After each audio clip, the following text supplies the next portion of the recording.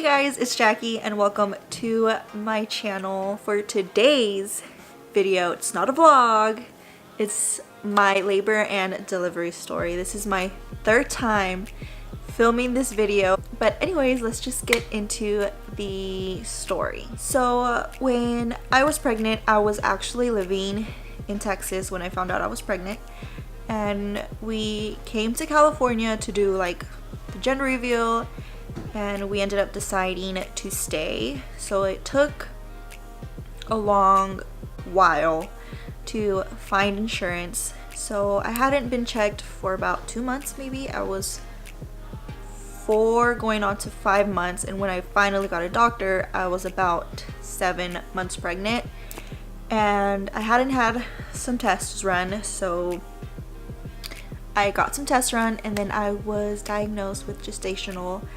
diabetes. Why did I say that weird? Gestational diabetes. So with gestational diabetes, you're not allowed to pass your due date at all. So you either get induced the day of your due date or before your due date. So that meaning I was induced. Yeah, I was induced. I don't know where I was going with that. So on May 17th, I went in to see my OB, and prior to this, I had some lab work done to see if my A1C levels had gone down or up, worse, whatever. So she told me that my A1C levels were the same. They hadn't gotten better, but they hadn't gotten worse. So I had the choice to either be induced May 17th that night, or just go back my due date or a few days before my due date and get induced then. Now me, I wanted my baby right away. I wanted her to be with me immediately. I wanted to hold her, I wanted to snug her, I wanted to kiss her. I wanted to be with her. So I said yes, I wanted to be induced, and she was like, okay, fantastic. She gave me a time to be at the hospital at. She was like, I'm gonna let them know that you want to be induced and just go sign yourself in and they'll get you started. So the time I had to be at the hospital was 7 p.m. So my husband and I, or after 7 p.m. So we show up at 8. I sign myself in. I'm like, I'm here for an induction. They're like, okay. They send me into the labor and delivery like whole room, like where they have a ton of rooms. So they send me in there, and then they're like, okay, your room is ready, let's go, we'll take you in. And they're like, put your robe on, and once you're ready, your nurse will walk in, you'll meet your nurse, and then you'll meet the doctors that will be taking care of you at that time, and we'll just get you started. So I get ready, I meet my nurse, I meet the doctor, and they tell me what medicine or medication they're gonna start on me to induce my labor. So they tell me they're gonna start me on Cervidil. Cervidil is about this big, I'd say. It's not that big, it's smaller than a tampon, and it's super thin. It's basically a piece of paper, and they tell me that I'm gonna have that in for about 12 hours. For the first hour, I can't use the restroom. Another thing is that before I went into the hospital, I was about a centimeter dilated already. So they tell me we're gonna start on Cervidil. I can't use the restroom for an hour after it's inserted. They tell me the feeling of what it's like to get it inserted, because it goes in vaginally, which sucks. So they tell me that it's going to feel like a piece of cardboard in my vagina. They're like, it's gonna be super uncomfortable while we're placing it, but after that you shouldn't feel it. It shouldn't bother you much, but it's gonna be in for 12 hours. And they were right. That hurt so bad. It legit felt like a piece of cardboard going into your vagina, and it was like ripping its way through. Like no,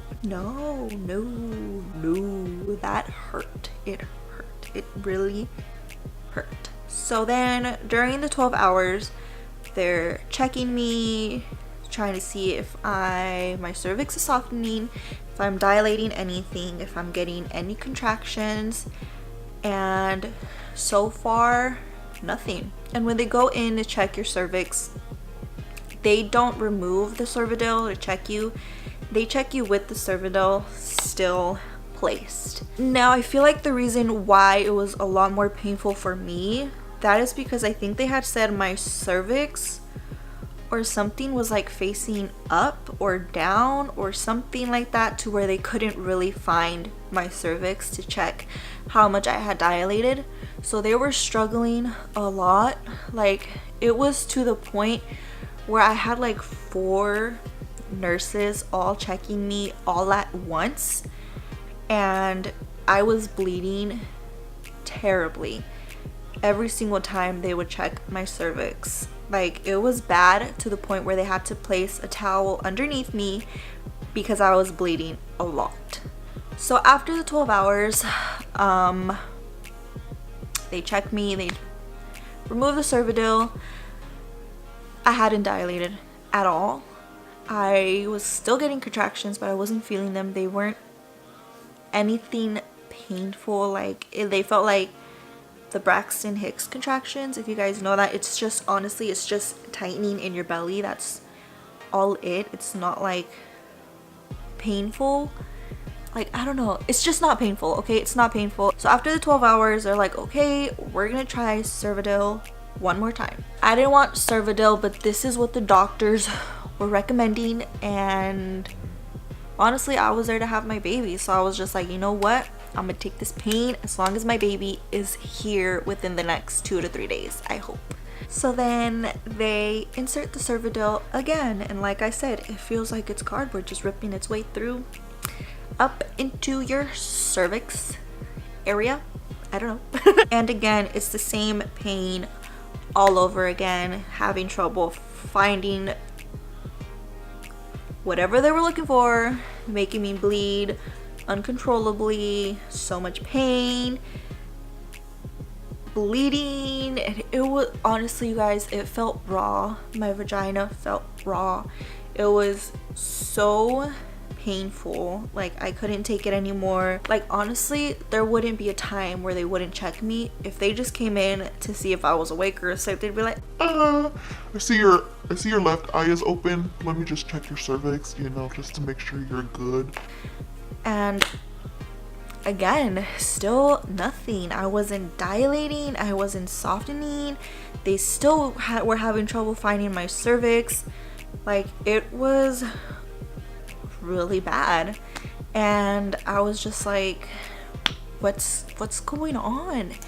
And like, these nurses would scare me because they'd be like, Mom, don't stress out.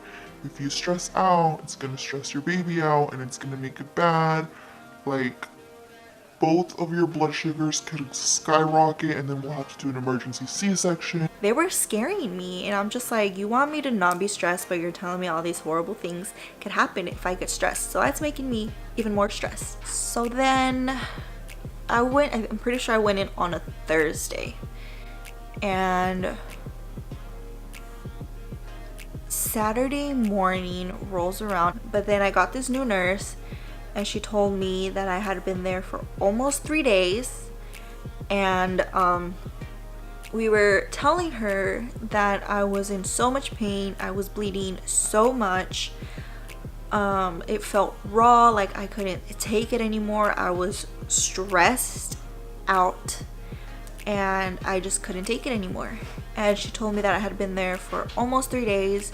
Usually by the 3rd day, if they don't see any progress, you have the option to go home. But none of these nurses had told me that. So she told me that first she was gonna go talk to the doctors and see what they had planned next. And she told me that the next option was either Cytotec or a manual pump. And they basically go in manually and open your cervix. I'm going home. If you touch me one more time, I will shoot you. Can I go home? Can I go home? I want me and baby want to go home today. So she said she's gonna go see if it's okay for me to go home. In the meantime, she was like, you and your husband can talk about, see if you really want to go home or if you want to continue with Cytotec or the manual pumping or the manual dilating. So she walks out and I look at my husband and I wanted to break down so bad. I'm really surprised I didn't, but I wanted to break down so bad. And he was like, you want to go home, don't you? And I was like, yes, I want to go home. And he was like, okay. He's like, we'll see if they say you can go home. If they say yes, we're going home. So the nurse comes back and we're like, we want to go home. And she's like, okay, honestly, I think that's the best thing. So we go home. So then we go back, I'm pretty sure on the 22nd. So I was there from the 17th till the 19th. And we go home, we relax, I sleep, I eat my life away. Still checking my blood sugars because, like I said, I had gestational diabetes. And then I come back on the 22nd. And on the 22nd, I'm pretty sure my mucus plug had fallen out or came out. So that was a good sign for me. And they checked me, and while I was at home, I had dilated to 3 centimeters.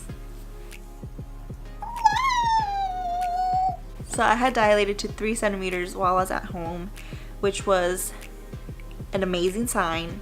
And so then we get started again, and then they're like, we're gonna get you on cytotech. And they didn't even tell me, they didn't even ask me if I wanted to do it vaginally or orally, because cytotech you can take it orally. So they're like, we're gonna get you started on cytotech vaginally. And I was like, nope, I want it orally. And they were like, okay. They're like, it doesn't have the same effect, but if that's what you want, we'll go ahead and do it. So we get started on cytotech, and I start feeling my contractions this time. I actually start feeling my contractions. They weren't as strong, but they were there. They were present, they were live. I start dilating. I then dilate to 4 centimeters, and they tell me if I wanted to get my epidural, because you can get your epidural at either 4 or 5 centimeters dilated.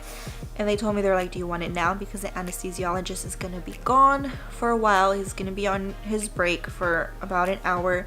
You can get it now, because you possibly within that next hour you can completely dilate and go into labor. So I was like, yes, give it to me now, because at that point, at 4 centimeters, my contractions were really bad. So they call the anesthesiologist. He comes in. So this is another bad thing. So you have to crouch down. I'm sorry if you can you tell? So you have to crouch down. Oh, I cracked my back. You have to crouch down, and you're basically like squeezing your baby. It's hard for you to breathe because you're like, you don't have that much room. Like, you have a child there. I am very ticklish on my back, and I don't think that had anything to do. I think it might have been the way that he was inserting it. So he finally gets the needle in, and he tries to pump the medicine, and it's not going through. It's not working. So he's like, I'm gonna have to take the needle out. So I was like, okay. He takes it out, and it was bent. I'm not sure if it was my fault because I was ticklish, but honestly, I wasn't moving that bad. Like, I wasn't like, oh, like, no. So he goes for a second try, and it works. I had to go through that twice. Yeah. So I'm pretty sure after the epidural, I think I had dilated to about 5 centimeters, and then they broke my water. So my water didn't break on its own. They broke it. And when I tell you that you feel amazing after they break your water, I didn't know how bloated I felt. I felt so bloated, and when they broke my water, it's like as if I had been holding my pee in for years. Honestly, it was like out of the blue. They were like, you're dilated to 8 centimeters. That's amazing. But then before I know it, they after like 8 centimeters, they check me, and they're like, you're at 10. They're like, you're ready to push any second now. You took your boot off. And then I see this random nurse, random girl. She wasn't my nurse. And she just starts setting up. She like sets up a whole bunch of stuff, and I'm like, this baby is coming today. So then my OB walks in, my doctor that was gonna deliver Penelope. She's like, all right, we're gonna do a practice push. So I do a practice push, and apparently it wasn't the best. And she's like, she's not pushing hard enough. Turn off the epidural. And they turned off the epidural, and when I tell you that instantly I felt those contractions, I felt them instantly. Like, it was so painful. Like, when they tell you that you feel like you're pooping, it truly feels like you're pooping. At that point, when I had started to push, it had been about 20 hours. Yeah, 20 hours? Yeah. Ow! 20 hours since I had my water broken. So another thing is, after your water breaks, you're not allowed to pass 24 hours. So then I start pushing, and I push, and I push, and I push, and it was so painful, with no epidural, feeling those contractions to the max. It was the most painful thing ever.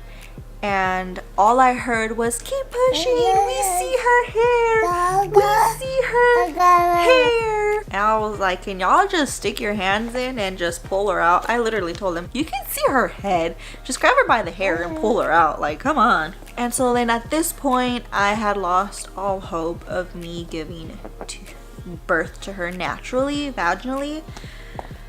So I'm just like, just give me a C-section. I want a C-section. I want my baby. So then 4 hours had passed by, and my baby girl still wasn't here. And then the doctor walks in, and he's like, we've decided that, they're like, you've been asking for a C-section. They're like, and we decided it's been 24 hours since your water was broken, 4 hours of you pushing and nothing. So we're just gonna go for a C-section. And so I had to sign a waiver that I agree on getting a C-section, and I had to sign that I want blood in case I were to lose a lot. Okay, so my battery just died. But after signing all the waivers and getting my epidural turned back on, I knocked out immediately. The second I didn't feel pain, I was out. So then they start walking me to the operating room. I honestly had such a bad experience. I feel like it doesn't even sound that bad, but it was bad. It felt horrible. Like, let me just tell you, it was the most traumatizing thing ever, and I might be exaggerating, but it was really traumatizing for me. So they lay me on the operating table, and the anesthesiologist is just pumping medicine, trying to numb my stomach. And he goes in, I'm pretty sure he goes in with a needle, I don't know what it was, and he starts poking my stomach, and he's like, do you feel this? And I'm like, yes. He's like, how about over here? I was like, yes. Pumps more medicine, pokes again, yes, I still feel it. Pumps more medicine, yes, I still feel it. He pokes my belly, and I'm like, nope, I don't feel it. And the doctors come in immediately, and they just start going to work. And my husband wasn't even in the room yet. He had to wait outside while they prepared me and stuff. And the nurses were like, hold on, we have to get the dad. And I'm pretty sure they had already cut me by the time he walked in. And because he had just sat down right next to me, and I feel pressure on my stomach, and then they're like, Daddy, come meet your baby. And he walks over, and my baby girl was born. She didn't really cry that much, and I just hear like a little cry, and I'm like, oh my gosh, my baby was born. Penelope was born May 24th, 2018 at 12 p.m. She weighed 8 pounds 7 ounces and measured 21 inches long. And I was born. I was ripped out of my mama's tummy. Woo! But anyways, that was it for my labor and delivery story. I hope you guys enjoyed. Let me know if you guys think my experience was traumatizing, because to my husband and I, it was pretty traumatizing. But anyways, don't forget to like and subscribe so you can see more videos from me and my little family. And yeah, I will see you guys in my next video. Bye!